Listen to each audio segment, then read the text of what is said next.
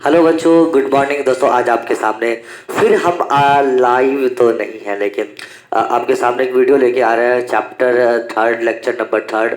तो दोस्तों, अभी पिछले दो लेक्चर में हमने नीट उम्मीद और नीट से क्वेश्चन कुछ किए थे, और उस पे कुछ थ्योरी, कुछ थ्योरेटिकल अप्रोच जो कॉन्सेप्ट के हिसाब से बेस्ट हो, उसको हमने देखा था। तो दोस्तों, आज का जो लेक्चर है, हम एक छोटे से कोट से स्टार्ट करेंगे कि बिना दूरी तय किए हुए कहीं आप नहीं पहुंच सकते। बिल्कुल सही है कि अगर आपको नीट के मंजिल तक पहुंचना है तो आपको उनकी तैयारियों के रास्तों पर सफ़र करना पड़ेगा।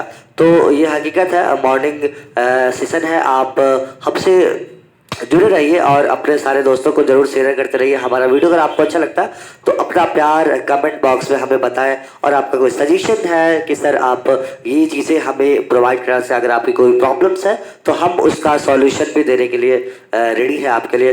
दोस्तों, चलिए आज का लेक्चर हम स्टार्ट करते हैं। जनरली जो हम देखेंगे ओम्स लॉ और रेसिस्टेंस और वेरिएशन ऑफ रेसिस्टेंस पे कुछ क्वेश्चंस देखेंगे, जहां पर हम बहुत सारे नीट के क्वेश्चन सॉल्व करेंगे। दो चार क्वेश्चन आज सॉल्व करेंगे, लेकिन जो नेक्स्ट लेक्चर होगा मेरा, उसमें सिर्फ नंबर ऑफ क्वेश्चंस ही होंगे, जो मेरा लेक्चर नंबर 4 है। और आज से आपको इस जो आज हम पढ़ाएंगे उसका पूरा डीपीपी आपको इस डिस्क्रिप्शन बॉक्स में लिंक है टेलीग्राम का, आप वहां जाके टेलीग्राम से हमें जो ज्वाइन कर सकते हैं। द फिजिक्स क्लब आप टेलीग्राम पे देखेंगे तो वहां पे आपको मिल जाएगा। दोस्तों, आज चलिए हम स्टार्ट करते हैं आज का क्लास। दोस्तों, सबसे पहले हम पढ़ेंगे ohms law. What is Ohm's law? देखिए, आपने 10th में पढ़ा होगा ओम्स लॉ क्या होता है, कि अगर किसी कंडक्टर है, कोई कंडक्टर है, तो जितना उसमें करंट फ्लो होगा वो अप्लाइड वोल्टेज के प्रोपोर्शनल होगा। लेकिन एक चीज यहाँ पर आप मिस कर जाता है कि इसने क्या बोला है कि अगर हर चीज की फिजिकल कंडीशंस आर कांस्टेंट। इसने क्या बोला कि फिजिकल कंडीशन किसकी, कंडक्टर की कांस्टेंट हो। अगर फिजिकल कंडीशन कांस्टेंट हो, जस्ट लाइक टेम्परेचर या प्रेशर, टेम्परेचर या प्रेशर जो है अगर मान लीजिए ये कांस्टेंट हो, तो उस पे हम ये क्या बोल सकते हैं कि physical conditions are constant, the current flow through the conductor is directly proportional to the applied voltage। ठीक है, अब ये बोल सकते हैं, देखिए मैथमेटिकल अप्रोच की अगर हम बात करें तो V प्रोपोर्शनल I के, मतलब जितना आप करंट उसमें फ्लो होगा किसी कंडक्टर में, वो डायरेक्टली प्रोपोर्शनल होगा जितना आप उस पर अप्लाइड वोल्टेज करते हैं। दोस्तों, अगर वोल्टेज की वैल्यू अगर आपने बढ़ा दिया तो करंट की वैल्यू भी यहाँ पर बढ़ जाएगी। और अगर हम we can write as like this, V बराबर IR। ज्यादा डिटेल में हम नहीं जा रहे, आपके जो नीट के पर्पस में है उसी पे हम फोकस करेंगे। ठीक है, अब देखिए यहाँ पर चीजों को अगर हम ग्राफिकल रिप्रेजेंटेशन देखें ओम्स लॉ का, तो V बराबर IR बचपन से आप लोग पढ़ते आ रहा है, V बराबर I। इस पर अगर आप क्वेश्चन देखेंगे तो V is equal to applied voltage, I flow होने वाला करंट है, और R जो है वो रेसिस्टेंस ऑफ द कंडक्टर है। ठीक है, लेकिन ये चीज आपको ये बताना पड़ेगा कि उसकी फिजिकल कंडीशंस कांस्टेंट होनी चाहिए। किसी भी कंडक्टर की फिजिकल कंडीशन अगर कांस्टेंट है तो उस पे जो फ्लो होने वाला करंट है वो डायरेक्टली प्रोपोर्शनल होता है अप्लाइड वोल्टेज के।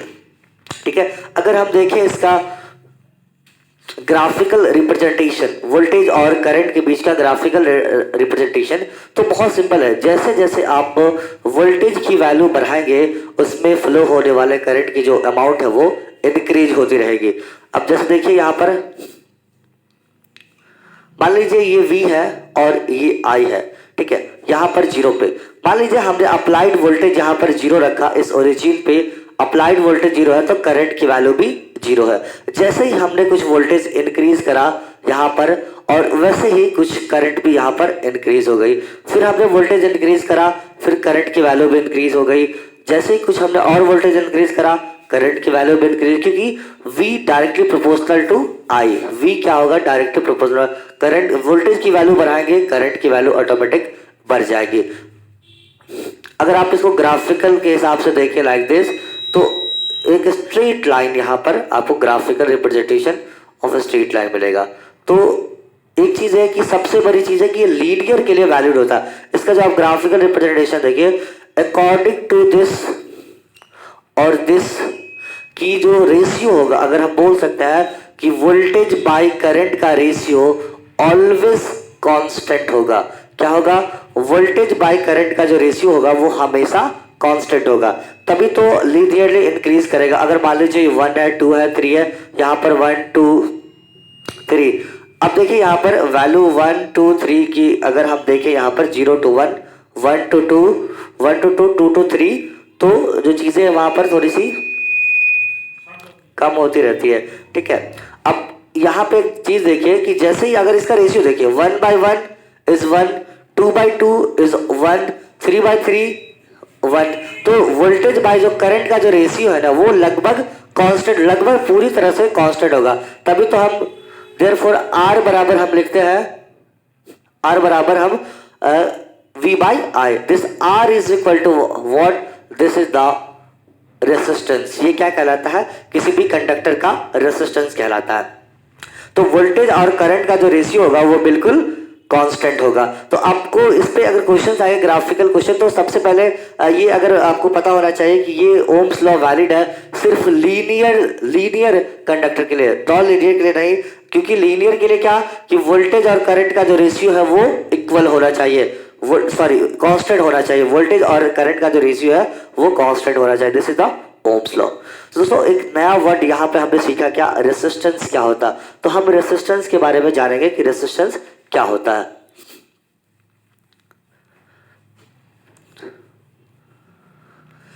मेरा जो मकसद है, मेरा जो एम है कि आप तक फिजिक्स की हर छोटी सी छोटी जो कॉन्सेप्ट है, जो नीट 2021 में या 2022 में देने वाले बच्चे हैं वो भी आराम से इसको देख सकते हैं। और उनके लिए ही मैंने ये लेक्चर रिकॉर्ड कर रहा कि वो जो बच्चे हैं जो नीट 33 ईयर्स के क्वेश्चंस के सॉल्यूशन मैंने बहुत सारे जगह देखे, लेकिन उतना मुझे वो चीज़ें नहीं मिला। तो मुझे एक ये आइडिया है कि बच्चे बहुत परेशान होते हैं। कुछ बच्चों से बात भी करा मैंने, तो वहाँ पर मुझे इस बात की आइडिया है कि जो नीट 33 ईयर्स के क्वेश्चन है उसके जो सॉल्यूशंस है, अगर सिंपल वर्ड में विद कॉन्सेप्ट अगर मुझे मिल जाए तो वो बच्चों के लिए बहुत हेल्पफुल होगा। इसलिए मैंने इसकी शुरुआत की नीट उम्मीद के नाम से, जो आप में एक उम्मीद जगाएगी कि हम भी नीट की मंजिल तक पहुंच सकते हैं। दोस्तों सबसे जो अहम बात है यहाँ पर देखिए, रेसिस्टेंस क्या होता है।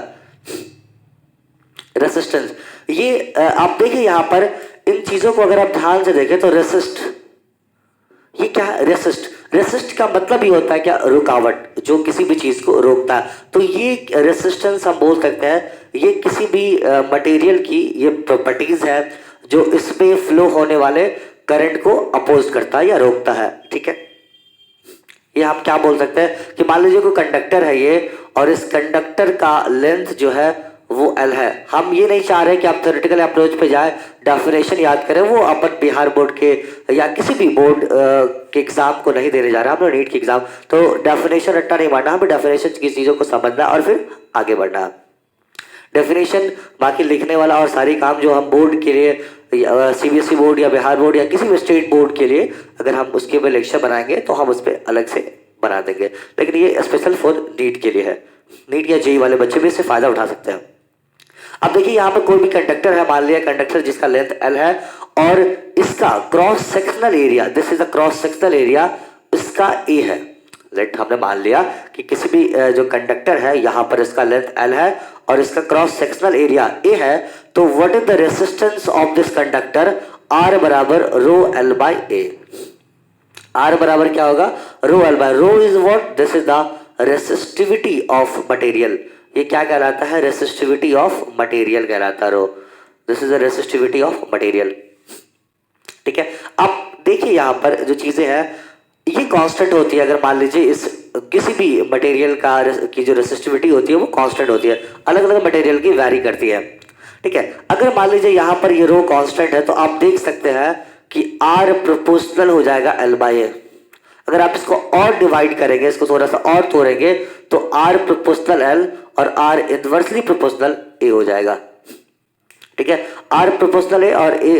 अब यहाँ पे देखिए कि कंडक्टर का लेंथ के इंक्रीज होने से इसकी वैल्यू बढ़ जाएगी। कंडक्टर का अगर लेंथ इंक्रीज कर दीजिएगा तो रेसिस्टेंस की वैल्यू भी इंक्रीज हो जाएगी। अगर कंडक्टर के लेंथ को डिक्रीज कर दीजिएगा तो रेसिस्टेंस की वैल्यू भी डिक्रीज हो जाएगी। लेकिन इसके अपोजिट है, यहाँ पे देखिए एरिया में इनवर्सली प्रोपोर्शनल है। अगर आपने एरिया बढ़ा दिया तो रेसिस्टेंस की वैल्यू ऑटोमेटिक नीचे हो जाएगी, जो वैल्यू है वो नीचे लो हो जाएगी। और अगर एरिया की वैल्यू को आपने नीचे कर दिया, लो कर दिया, तो रेसिस्टेंस की वैल्यू हाई हो जाएगी। ये याद रखना आप कि अब अगर आपसे पूछा कि जैसे देखिए एक चीज कंफ्यूजन होता है बच्चों में कि अगर आपसे पूछा जाता है कि रेसिस्टेंस का रेसिस्टेंस क्या होता है, तो आप सीधे R बराबर V बाई आई बताते हैं। नहीं, ये बिल्कुल गलत है। ये फॉर्मूला है रेसिस्टेंस का, आप यहाँ से निकाल सकते हैं, लेकिन ये जो है आपका ओम्स लॉ है।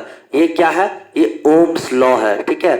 बहुत सारे अगर आप कहीं जाएंगे इंटरव्यू वगैरह में, आप कहीं इंटरव्यू या नॉलेज की चीज है ये कि रेसिस्टेंस जो है R बराबर V बाई आई नहीं है। This is the Ohm's law. What is the resistance? Resistance is the R बराबर rho L by A। L is the length of conductor, A बराबर एरिया ऑफ क्रॉस सेक्शन। यहां पर क्या? L is equal to length of conductor, length of conductor, A बराबर area of cross section, और rho is equal to resistivity of material, ठीक है। यहाँ पर जो रो है वो क्या है? रेसिस्टिविटी ऑफ मटेरियल है। और क्या है? This is the resistance, correct है। और यहाँ पे देखिए कि रेसिस्टेंस का जो एसआई यूनिट होता है वो ओम होता है, जिसके थ्रू हम मेजर करते हैं। लेकिन मेरा मकसद है कि एसआई यूनिट नहीं बताना, मेरा मकसद है कि आप ये चीज देखिए जो वेरिएशंस होते हैं यहाँ पर, टेम्परेचर पे भी वेरिएशन होता है, उससे बाद में बात करेंगे। लेकिन यहाँ पे दो चीजों पे डिपेंड करता है, एक तो लेंथ पे, एरिया पे, और एक टेम्परेचर पे। तो टेम्परेचर के बारे में बाद में डिस्कस करेंगे, लेकिन अभी अपन लेंथ और एरिया पे डिस्कस करेंगे। देखिए अब जैसे ही किसी भी, अब देखे होंगे बहुत सारे जब सप्लाई होता है, पावर सप्लाई या डिस्ट्रीब्यूशन में या ट्रांसमिशन में, तो मैक्सिमम जो वायर होता है वो मोटा वायर लगाया जाता है। मोटा वायर इसलिए लगाया जाता है क्योंकि वहां पर जो रेसिस्टेंस की वैल्यू है उसको डिक्रीज कर सके। लेकिन जो जहां पर लेंथ, क्योंकि लेंथ वहां पर इंक्रीज होती है, ऑटोमेटिक जो है वो चीजें इंक्रीज कर जाती है रेसिस्टेंस, और रेसिस्टेंस इंक्रीज कर जाएगी तो वोल्टेज और करंट की जो वैल्यू है वो सडनली डिक्रीज कर जाएगी। क्योंकि देखिए यहाँ पर आप देखिए आर की वैल्यू अगर हाई होगी तो ऑफकोर्स ये लो करंट देगा। इट मीन्स कि लो करंट की वैल्यू ही आर हाई दे सकती है। अगर आप इस ओम्स लॉ के अकॉर्डिंग देखेंगे तो ये आई अगर ये ज्यादा हो जाएगा तो ऑटोमेटिकली ये लो हो जाएगी। इट मीन्स कि रेसिस्टेंस की जो वैल्यू होगी लो होगी तो करंट हाई होगा। लेकिन अगर आप इसकी वैल्यू को हाई कर रहे हैं तो ऑटोमेटिक ये नीचे हो जाएगी। तो ऑफकोर्स ये रेसिस्टेंस यही करता है कि ये फ्लो ऑफ करंट को अपोज करता है। किसी भी कंडक्टर में जो फ्लो ऑफ करंट है उसको अपोज करता है, उसी को हम लोग रेसिस्टेंस बोलते हैं। ये किसी भी मटेरियल का प्रॉपर्टी होता है, ठीक है।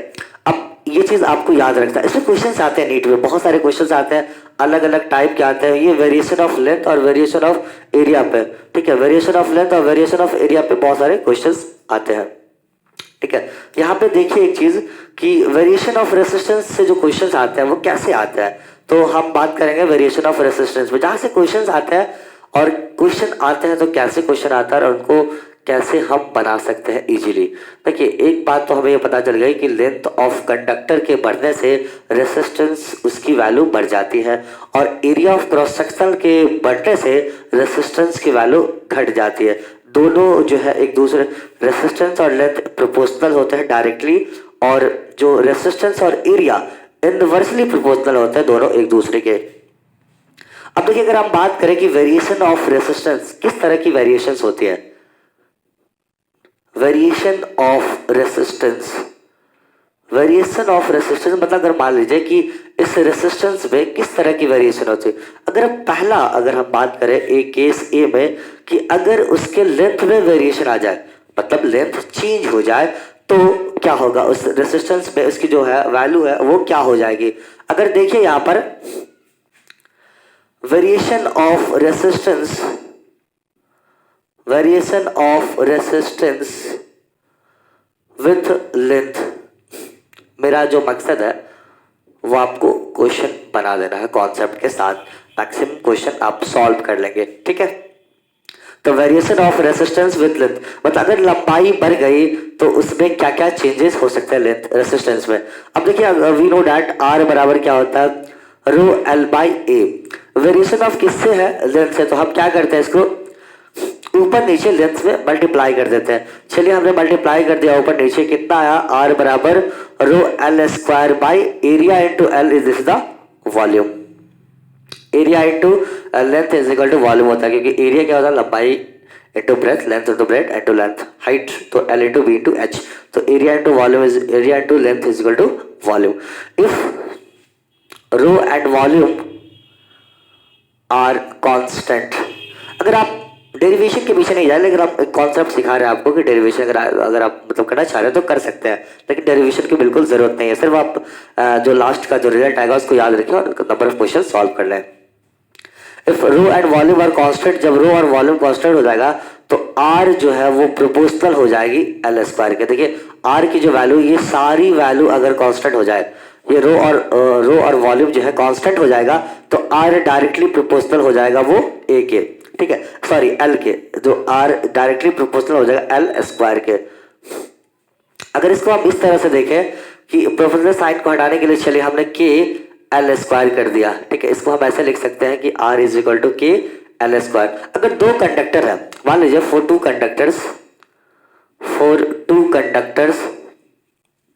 कंडक्टर्स के लिए, तो फर्स्ट वन के लिए R1 के L1 का स्क्वायर और दूसरे के लिए R2 के L2 का स्क्वायर, दोनों का अगर रेशियो कर दे, इक्वेशन नंबर 1 इक्वेशन नंबर 2, दोनों का अगर हम रेशियो निकाल दें, अगर ऐसे निकाले रेशियो, देखिए यहाँ पर अगर हम इस रेशियो ऐसे निकाले R2 बाई R1, तो हम क्या लिख सकते हैं, के L2 का स्क्वायर डिवाइडेड बाई के L1 का स्क्वायर, ये कैंसिल हो गया के, तो हम क्या लिख सकते हैं, R2 बराबर R1 into L2 by L1 का होल स्क्वायर। ये जो रिजल्ट है ना आप याद रखें, ये क्या है, ये रिजल्ट आप याद रखें, R2 is equal to R1 into L2 by L1 का होल स्क्वायर, ठीक है।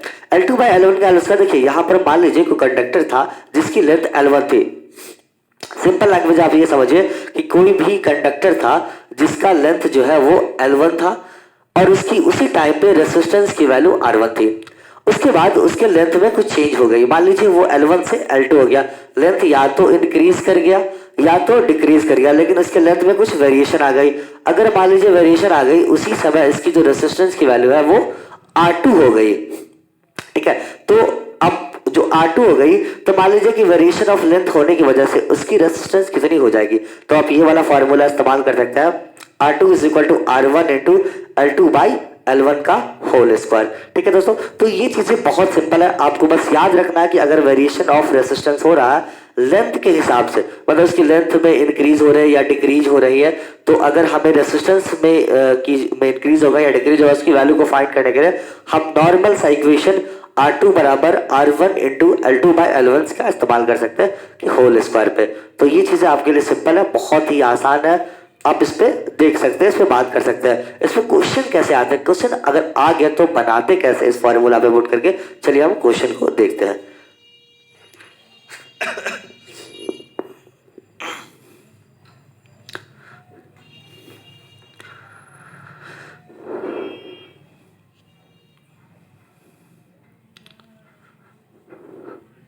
आपको बस ये याद रखना R2 बाई R1 का, R2 is equal to R1 into L2 by L1 का होल स्क्वायर। अब देखिए यहाँ पर चीजों को थोड़ा सा ध्यान से, मान लीजिए कोई क्वेश्चन यहाँ पर पूछा है, क्वेश्चन नंबर 1, ठीक है। क्वेश्चन ये बोला कि अगर मान लीजिए कोई कंडक्टर था जिसका कोई कंडक्टर है, उसको 4 इक्वल पार्ट पर डिवाइड कर दिया। मान लीजिए ये कोई कंडक्टर है, ठीक है, और इस कंडक्टर को उसने 4 इक्वल पार्ट्स में डिवाइड कर दिया, लाइक दिस 3, और एक थोड़ा सा और बढ़ा दीजिए, चलिए 4 इक्वल पार्ट्स में डिवाइड कर दिया, मतलब कट कर दिया। जो कंडक्टर था ये कोई कंडक्टर है, चलिए ए और बी कोई कंडक्टर है, वायर है छोटा सा, और इसको 4 इक्वल पार्ट में डिवाइड कर दिया, ठीक है। 4 इक्वल पार्ट में डिवाइड कर दिया, तो इसको फिर मिला के एक बंडल बना दिया, मोटा वायर बना दिया। यहाँ पर देखिए, अगर मान लीजिए ऐसा, फिर ऐसा, फिर ऐसा और फिर ऐसे रख के एक कोई बंडल रेसिस्टेंस बना दिया, मतलब यहाँ पर बंडल कंडक्टर बना दिया, ये बंडल है 4 रेसिस्टेंस का। तो उसने पूछा क्या कि इस जो बंडल है, इस बंडल की रेसिस्टेंस कितनी होगी। सिंपल है ना। इसने क्या पूछा कि 4 अलग अलग जो कटे यहाँ पर कट करा, उन चारों को मिला के एक सिंगल कंडक्टर बना दिया, तो उसकी रेसिस्टेंस कितनी होगी। बहुत सिंपल क्वेश्चन है। सपोज आप कर लीजिए कि ये जो ए बी कोई कंडक्टर था, इसकी जो लेंथ थी वो L थी, मान लेते हैं, एल थी, ठीक है। और इसका जो रेसिस्टेंस था वो मान लीजिए आर था, R one is equal to कोई आर था, और यहां पर L one is equal to L था। 4 इक्वल पार्ट में डिवाइड करा तो इसका मतलब इसकी जो रेसिस्टेंस लेंथ हो गई 4 by L by four, L by four, L by four. तो इसकी जो रेसिस्टेंस हो गई, मतलब जो इसका जो लेंथ हो गया वो कितना हो गया, L two is equal to कितना हो गया, एल बाई फोर। यस ना, मतलब अगर चारों को मिला दिया तो टोटल जो रेसिस्टेंस लेंथ होगा इसका एल बाई फोर होगा, और इसकी आर टू रेसिस्टेंस कितनी होगी यही इसने पूछा। तो हमारा रेसिस्टेंस हमने मान लिया आर है, लेंथ एल है, 4 इक्वल पार्ट में डिवाइड करा तो उसने एल बाई फोर हो गया लेंथ। तो आप इसमें फॉर्मूला में पुट करें, क्या फॉर्मूला पुट करें, फॉर्मूला ये है देखिए, R two is equal to R one into L two by L one का होल स्क्वायर। आर वन कितनी, मान लीजिए कि पहले उसकी रेसिस्टेंस आर थी, चलिए हमने आर लिख दिया, और अभी जो लेंथ है उसकी कितनी है, एल बाई फोर है, तो एल बाई फोर, और पहले लेंथ कितनी थी, एल थी, टोटल एल थी, तो एल का स्क्वायर, यहां पर एल एल कट गया तो कितना बचा, आर बाई 16। तो R two is equal to R by 16, मतलब पहले जो रेसिस्टेंस थी आर थी, और कट करने के बाद जो बंडल को इन्होंने क्या किया, इस कंडक्टर को कट कर दिया 4 इक्वल पार्ट्स में, उस कट करने के बाद इस बंडल का रेसिस्टेंस कितना हो गया, आर बाई 16। बहुत इजी क्वेश्चन है, आपको कुछ नहीं करा, हमने इसको लेंथ मान लिया एल है, इसकी रेसिस्टेंस आर मान लिया, उसके बाद इसने क्या किया कि इस बंडल को जोड़ दिया, बंडल को जोड़ने के बाद हमने मान लिया इसका रेसिस्टेंस आर वन, पहला वाला लेंथ एल वन, और बाद में जो आर टू हो गया इसका रेसिस्टेंस, और इसका लेंथ जो है एल बाई फोर। हमने इस फॉर्मूला पे पुट कर दिया, R two is equal to R one into L two by L one का होल स्क्वायर। दोस्तों आपको अगर वीडियो अच्छा लगा हो तो आप जरूर शेयर करें, और अपने सारे दोस्तों को इस चीज को शेयर करें, और नेक्स्ट जो सेगमेंट होगा उस पर हम और भी क्वेश्चंस को डिस्कस करेंगे, इसी टॉपिक को लेकर पूरा जो नेक्स्ट सेक्शन होगा, जो नेक्स्ट लेक्चर होगा उस पर हम बात करेंगे। Okay, thank you.